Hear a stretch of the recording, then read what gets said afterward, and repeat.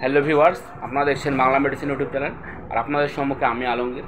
তো প্রতিদিনের মতো আজকে আবারও আপনাদের সম্মুখে হাজির হয়েছি বাংলা মেডিসিন সম্পর্কিত তথ্য নিয়ে আলোচনা করার জন্য।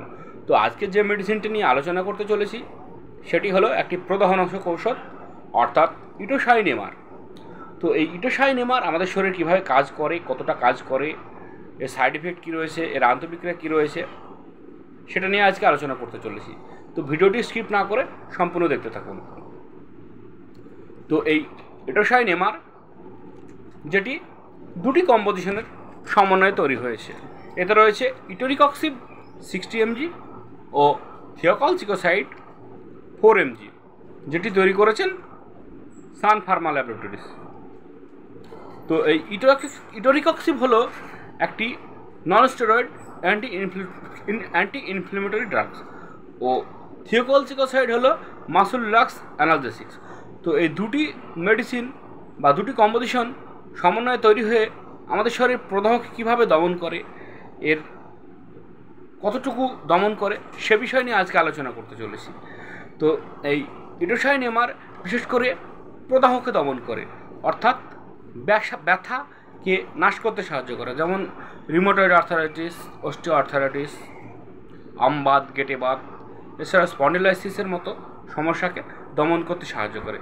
এছাড়াও মাজায় ব্যথা, কোমরে ব্যথা, হাঁটুতে ব্যথা, বিশেষ করে দাঁতে ব্যথা যন্ত্রণার ক্ষেত্রে, কানে ব্যথা যন্ত্রণার ক্ষেত্রে দারুণভাবে কাজ করে এই ইটোসাইনেমার।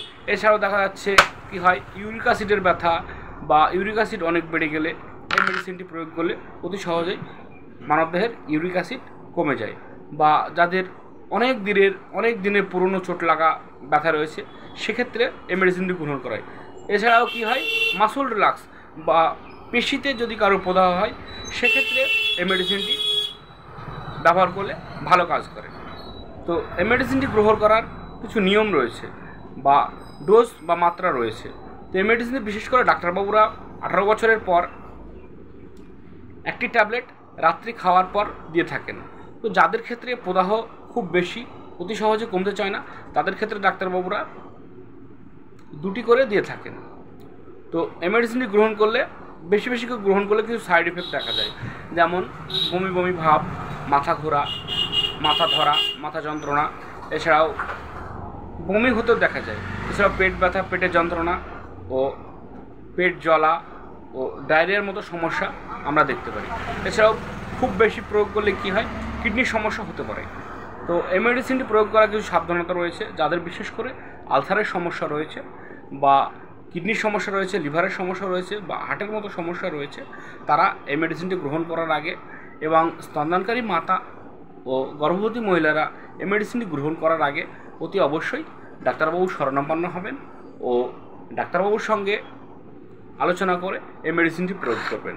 ডাক্তারবাবুর সঙ্গে আলোচনা না করে বা ডাক্তারবাবুর শরণাপন্ন না হয়ে এই মেডিসিনটি খোলা বাজারে কিনে কেউ গ্রহণ করবেন না।